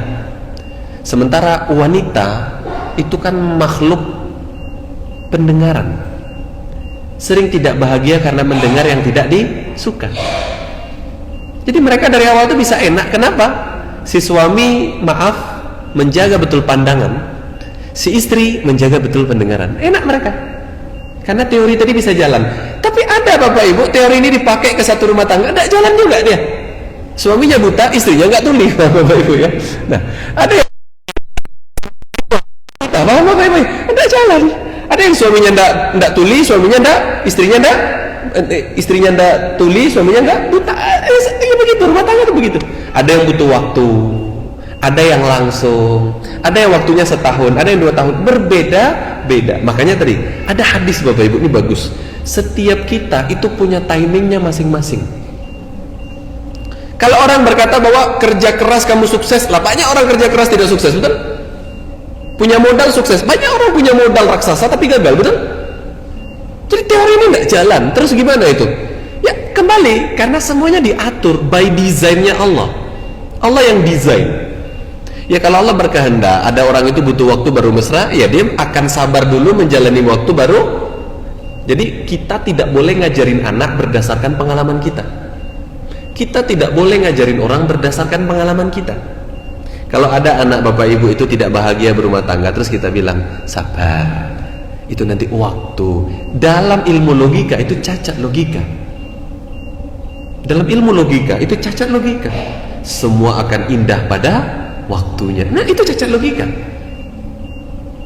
Paham? Lah Asiyah binti Muzahim Ya sampai meninggal dunia tidak bahagia lagi ya sama suaminya, gimana itu ya, gimana? Paham apa ibu? Ya? Bagaimana dengan orang yang dari kecil nemenin bapaknya kerja serabutan sampai dia meninggal, serabutan itu gimana itu? Katanya indah pada waktunya, indah dalam artian sukses, betul? Karena gini, itu ungkapan kalau salah guna, itu nanti ungkapan dipakai orang yang suka malas-malasan. Saya lah, belum waktunya sukses, gimana ayo? Mau jawabnya kita, sabar nak. Padahal sebenarnya dia bisa akselerasi, dia bisa percepatan, dia bisa upgrade, betul? Nah, maka sekarang banyak ilmu kita upgrade. Bapak Ibu, saya kenalkan orang Kristen itu sebelum nikah ada kuliah nikah, wajib ikut dan hanya boleh nikah kalau lulus kuliahnya, kuliah nikah. Saya kadang berangan-angan, andaikan itu diterapkan dalam kita ini orang Islam. Jadi sebelum nikah itu ikut kuliah nikah dulu, belajar nikah dulu. Ya, ibu-ibu harus paham, mau nikah tuh mau jadi suami atau istri itu harus paham. Punya anak tuh mau jadi ibu atau mau jadi anak lagi, paham ya? Ini kadang ibunya rebutan sama anaknya, wah aneh kan? Coklat ibu, aku kata anaknya, dan paham apa ibu? Banyak istri nikah akhirnya jadi suami kan gitu ya? Kan kalau orang sudah ikut belajarnya ngerti, aku ini istri, aku ini harus patuh. Ini nanti. Oke, Bapak Ibu ya, ini subhanallah. Jadi tidak salah, memang, tapi tidak bisa dijadikan sebagai standar atau tolak ukur. Tidak salah, karena timingnya masing-masing. Kata orang, kata orang. Saya itu ya, kalau belajar rajin saya, sukses saya. Banyak Bapak Ibu teman saya di pondok tuh belajarnya rajin dulu, maaf sekali. Ini sekarang biasa-biasa aja. Tapi ada satu rumus. Ini bagus Bapak Ibu. Ada satu rumus. Kalau kita pengen percepatan, kita kurang pengen banyak, kita bolong pengen ditambal, pengen percepatan, kita nih pengen sukses itu cepat. Oke? Ada trik dari Allah dan Nabi-Nya. Apa itu? Kalau dari Allah surat Al-Lail ayat 45 itu ya, 456. Fa amma man a'ta wattaqa wa saddaqa bil husna fasanuyassiruhu lil yusra. Fa amma man a'ta, siapa yang memberi, a'ta memberi, wattaqa bertakwa, wasaddaqa bil husna membenarkan amalan penduduk surga. Lihat, fasanuyassiruhu lil yusra, kami mudahkan dia. Coba lihat, jadi tidak sulit, tidak butuh waktu lama, dimudahkan, tidak sulit dia, dimudahkan jalannya untuk mendapatkan kemudahan menjadi orang baik, sukses, bahagia dunia akhirat. Allah yang bilang. Mau tambahan lagi? Surah Al-Balad. Fala wa ma adraka mal 'aqabah. Kata Allah, jalan kebenaran itu berat. Jalan ke surga itu berat, sukar. Kita pasti susah menempuhnya, susah. Tapi sebaliknya kata para ulama tafsir, jalan dosa itu ringan, enteng, menurun ke bawah, nggak perlu ngapa-ngapain, bisa ngelinding. Tapi ke atas berat, butuh effort yang lebih. Maka Allah kasih rumus, biar yang berat tadi jadi bisa biar mudah, biar bisa kita lakukan segera. Allah kasih rumus. Apa? Fakku raqabah au it'amu fi yaumil dhi masghaba yatiman dha maqraba au miskinan dha matraba. Fakku raqabah, bebaskan budak. Kalau tak ada budak, kata para ulama tafsir, bersedekah skala dengan nominal seperti membebaskan budak besar. Itu besar budgetnya, 500 juta ke atas. Tidak punya, tidak mampu,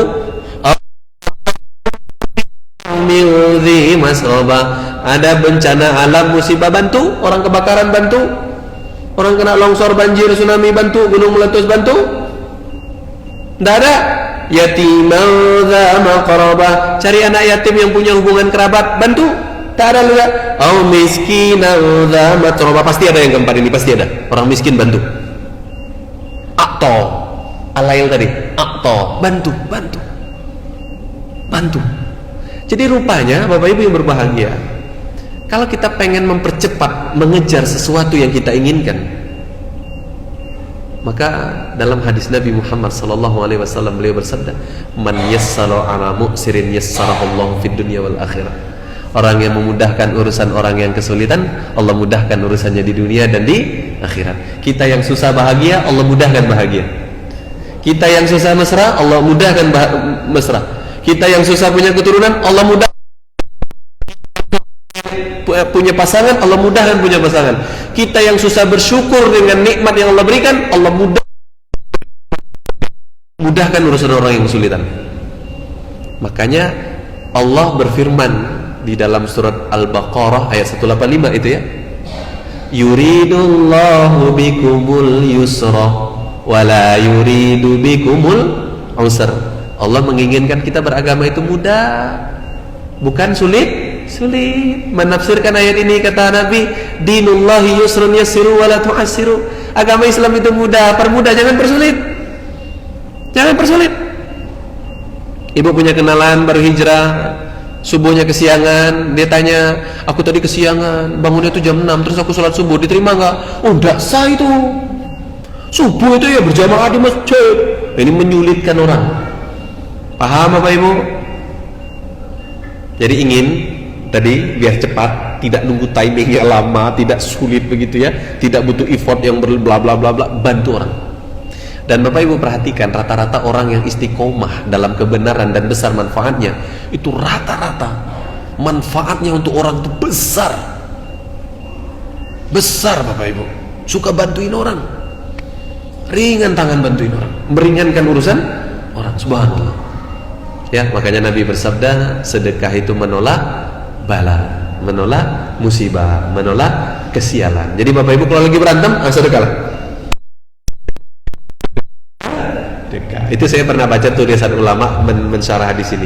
Jadi na'udzubillah lagi habis bermasalah gitu ya, biar cepat baikan lagi, sedekah kalau mampu. Tak mampu sedekah harta Ustaz, kata Nabi, tenaga. Tak mampu tenaga, ilmu, share materi kajian. Betul? Enak sekarang, share, punya medsos kan? Tidak punya wifi, pergi ke tempat belanja yang ada wifi-nya kan? Cuma minum teh gitu kan? Wallahu a'lam bishawab. Begitu ya. Itu beliau tidak salah, tapi tidak bisa dijadikan tolak ukur untuk orang lain. Beliau seperti itu memang timingnya beda-beda. Materi kita yang belakangan tadi adalah cara agar lebih cepat, lebih mudah mengejarnya. Jangan kesulitan, jangan kelamaan, takut sabarnya habis gitu ya. Wallahu a'lam. Tadi terakhir Ibu. Waalaikumsalam warahmatullahi wabarakatuh.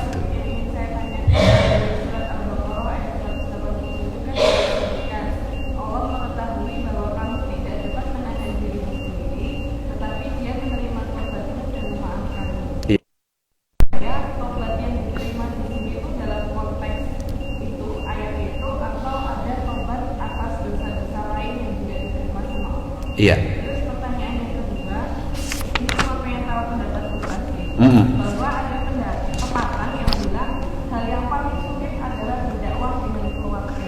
Iya. Jadi kalau masih tahu ke orang lain, sebenarnya masih tahu ke anak sendiri atau mungkin ke pasangan sendiri itu sulit. Pertanyaan saya, karena saya belum menikah, jadi apakah sesulit itu mendakwahi keluarga? Karena mungkin kayak tadi disebutkan Nabi Nuh dengan pasangannya, dengan istrinya. Ya. Waalaikumsalam warahmatullahi wabarakatuh. Saya jawab dari yang kedua ya Bapak Ibu ya. Kan kita kalau puasanya agak longgar waktunya ya. Santailah kita. Dari yang kedua dulu. Ustadz katanya ada yang mengatakan dakwah kepada keluarga ini lebih susah dibandingkan yang lain, itu gimana? Saya sebutkan dua sisi. Sisi pertama tadi Nabi Nuh, Nabi Lut, Asiyah binti Muzahim, Nabi Muhammad SAW, paman beliau tidak beriman, Abu Thalib. Bahkan ketika sakaratul maut, beliau disampaikan oleh Nabi, wahai pamanku, berimanlah. Ya, aku akan menjadi hujah bagi engkau di hari kiamat kalau engkau beriman, bersyahadat sekarang. Di sebelah yang lain Abu Jahal, Abu Lahab berkata, Abu Thalib, apakah kau akan mengkhianati agama nenek moyangmu? Akhirnya tidak jadi beriman. Padahal sekelas Nabi Muhammad SAW. Bapak Ibu pernah dengar waktu Nabi hijrah dari Mekah ke Madinah? Masih pernah dengar cerita beliau ini dapat sama orang Quraisy, dapat ketemu. Ada yang mau menyerang beliau, tapi orang ini kan tidak mampu menyerang Nabi, betul? Dengan pertolongan Allah, betul? Itu Bapak Ibu, negosiasinya karena dia ini sudah masuk ke dalam pasir, tak bisa lagi bergerak. Itu kan Nabi bilang, kalau kamu masuk Islam aku selamatkan. Tapi kata si laki-laki tadi, aku tidak mau beriman kepada engkau, tapi kalau engkau selamatkan aku akan lindungi engkau agar orang tidak melanjutkan pencarian untuk engkau.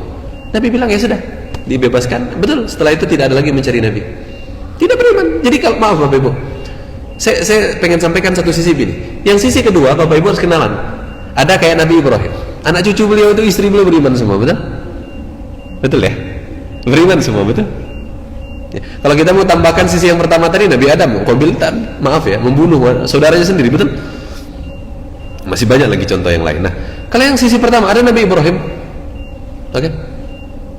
Ada Ali Imran, itu sampai Allah berfirman, Innallaha astafa Adam wa Nuha wa ala Ibrahim wa ala Imran. Ini dua keluarga yang menaungi keluarganya itu, subhanallah, dakwanya luar biasa. Kalau Nabi Musa mendakwahi keluarganya susah. Contohnya siapa? Bapak angkat beliau, Fir'aun itu kan bapak angkat Nabi Musa. Ya, bapak angkat Nabi Musa. Kalau Nabi Yusuf bisa. Kakak-kakak saudara-saudaranya tadi yang memusuhi, setelah masa paceklik didakwahi jadi baik. Kan gitu ya? Bisa kan? Ada asbab, kan gitu ya? Nah, apakah statement itu benar, Ustaz? Yang pertama, dakwah itu emang susah, itu dulu. Itu harus dipahami. Kalau dia mengatakan bahwa dakwah kepada keluarga lebih susah daripada kepada teman sendiri, berapa banyak teman kita yang kita ajak ngaji? Berapa banyak teman kita yang istiqomah ngaji, kayak? Bapak Ibu? Oke? Jawabannya adalah iya juga ya, betul? Bapak Ibu, saya selama di pondok pesantren, saya ketika masuk pondok, ibu saya belum berjilbab rutin, masih buka tutup. Sholatnya masih Allah yang tahulah, saya nggak perlu cerita. Selama di pondok saya itu berdoa untuk ibu saya. Saya tidak mendakwai dalam artian ngomong, mak pakai jilbab, enggak. Mak sholat, mak. Habis sholat wajib itu sholat sunnah, enggak pernah. Apa yang saya lakukan? Mendoakan. Tidak pernah minta uang jajan. Enggak pernah saya itu. Saya sejak SMA, Pak, kalau bapak saya tanya, nih bapak saya masih hidup, boleh klarifikasi. Kalau bapak saya tanya ada duit, ada, saya bilang. Walaupun nggak ada uang, saya kan bilang ada. Ya. Jadi ketika di pondok saya nggak minta duit, ke orang tua saya nggak minta. Jadi, tapi ketika Kamis sama Senin saya telepon, karena pondok wajib puasa itu, bukan wajib, tapi tidak masak. Jadi kita mau tidak mau puasa kan gitu ya. Nah, saya telepon ibu saya itu Senin dan Kamis, karena nggak ada kegiatan karena puasa kan. Saya telepon, udah makan, Razi puasa, kaya betul lah pokoknya ya. Itu gitu. Terus kalau ngasih hadiah Pak, itu gamis pakai jilbab. Sampai suatu hari mama saya pernah statement gini, kamu nih ngapain beliin mama jilbab? Mama kan nggak pakai jilbab, jarang pakai jilbab juga. Itu dulu sampai keluar statement kita. Tapi lama-lama sekarang alhamdulillah mama itu pakai jilbab yang dalam. Semua adik saya masuk pondok pesantren, Bapak Ibu. Sepupu-sepupu masuk pondok pesantren, menghafal Al-Quran. Yang tadinya nggak boleh masuk pondok, sekarang masuk pondok, udah lulus. Rata-rata semua alhamdulillah sudah ngajar, Bapak Ibu. Jadi apakah lebih sulit? Ya tergantung, kan begitu ya. Ada yang memang sulit, tapi rezekinya beda. Nabi Ibrahim ujiannya di bapak, tapi Nabi Yusuf ujiannya di saudara-saudara. Betul? Nabi Nuh ujiannya di istri, Nabi Lut ujiannya di istri, Nabi Nuh ujiannya tambah lagi di anak. Oke? Setiap orang ujiannya berbeda. Asia binti Musaim ujiannya di suami. Setiap kita ini beda-beda ujiannya, sulitnya beda. Tapi kalau boleh di-rank, Ustaz, berdakwah paling sulit ke siapa? Di-rank. Ya, itu yang paling sulit ke siapa? Kepada orang munafik, itu yang paling susah. Sampai ditulis kalimat pada masa Nabi itu paling wenjel pol. You know what the meaning of wenjel? Wangel. Paling ngangel, satu. Yang kedua Yahudi, paling susah. Mending Nasrani daripada Yahudi. Paham Bapak Ibu ya? Saya tidak mau memandang jelek ke keluarga kita sendiri, gitu Bapak Ibu ya. Ingat, keluarga kita itu punya ruang yang dimana orang lain tidak punya. Tolong ruang itu dijaga terus menerus. Wallahu a'lam bishawab. Kembali yang pertama, tadi tentang Allah menerima taubatmu, kan gitu. Apakah cuma yang di sini atau secara umum? Yang pertama saya kenalkan, Allah itu menerima semua taubat kita, sebesar apapun dosa kita dan sebanyak apapun. Hadis ini dari Imam At-Tirmizi, hadis qudsi nomor 42 dalam Arba'in Nawawi. Kata Allah, ya bani Adam, law balaghat dhunubuka anana sama thumma astaghfartani ghafartu laka. Wahai anak cucu Adam, kalau dosamu membumbung sampai ke langit, tidak cukup lagi lautan, gunung, lembah, goa, daratan menampung dosamu, tidak cukup, membumbung sampai ke langit banyaknya dosamu. Thumma astaghfartani, kemudian kau mohon ampun kepadaku, kata Allah, ghafartu laka, aku ampuni. Ampuni. Bagaimana dengan dosa syirik itu, Ustaz? Itu kalau kita meninggal gak sempat bertobat. Hadisnya masih lanjut. Apa kata Allah? Lau ataitani bi qurabid dunya khataya thumma la tusyrik bi syai'an la ataituka bi qurabiha maghfiratan, kata Allah. Anak cucu Adam, kalau kau mati tak sempat meninggal dunia, membawa dosa sebumi tapi tidak syirik, tidak menyekutukan Allah, aku akan datangi juga engkau dengan sebumi ampunan. Subhanallah. Jadi yang tidak Allah ampuni kalau kita, yang dosa itu yang tidak diampuni yang mana? Kalau kita meninggal dunia syirik, itu tidak akan Allah ampuni, susah peluangnya. Tapi yang dosa yang lain bisa Allah ampuni. Gitu ya, itu yang pertama. Yang kedua, untuk ayat tadi Ustaz, itu kan Allah berfirman, aku mengetahui maka kemudian aku ampuni. Sebagian ulama menafsirkan ini maksudnya, kadang Bapak Ibu di bulan Ramadan itu, bahkan ini saya pernah diceritakan ada kelas di pondok pesantren, karena baru nikah ya, itu di siang bolong mereka berhubungan gitu ya.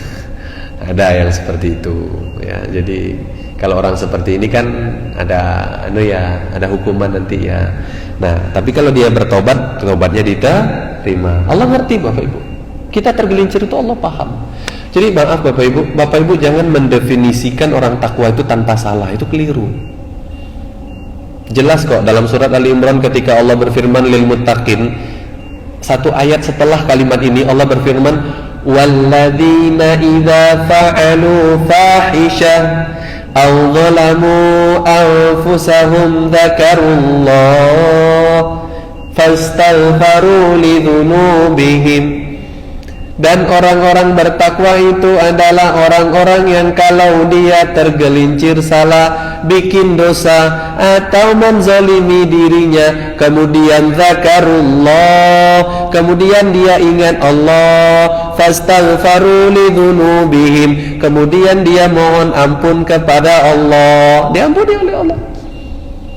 Jadi jangan kita mendefinisikan orang takwa adalah orang tanpa salah. Ini keliru. Orang takwa itu masih berkemungkinan salah, tapi dia segera sadar, segera menyesal. Itu bedanya. Kalau orang tidak bertakwa salah, nyantai, delaynya lama, paham? Sehari, 2 hari, 3 hari baru tobat. Kalau orang bertakwa tanpa langsung, begitu salah astagfirullah, begitu salah astagfirullah, la ilaha illallah, itu orang bertakwa. Langsung ingat Allah, itu kalau orang bertakwa. Kadang belum lagi bikin salah, orang bertakwa itu sudah istighfar. Wallahu a'lam bishawab. Karena sudah hampir jam 10:30 ya, kelamaan waktu kita. Saya ucapkan barakallahu fikum, terima kasih untuk Bapak Ibu yang sudah hadir. Kemudian mohon maaf pasti ada salah dan kurang. Insya Allah kalau bukan karena libur lebaran atau event tertentu, kita setiap ahad pertama itu kajian parenting tapi berdasarkan ayat Al-Quran. Jadi kita bahas ayat dalam Al-Quran yang membahas tentang interaksi rumah tangga, apakah itu pra ataupun pasca, begitu ya.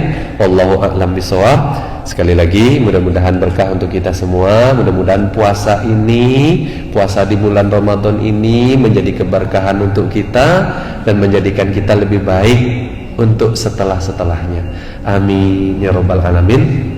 Kami rasa cukup, nanti langsung ditutup oleh pembawa acara karena waktu kita yang sudah kesiangan. Demikian, mohon maaf banyak salah dan kurang. Assalamualaikum warahmatullahi wabarakatuh.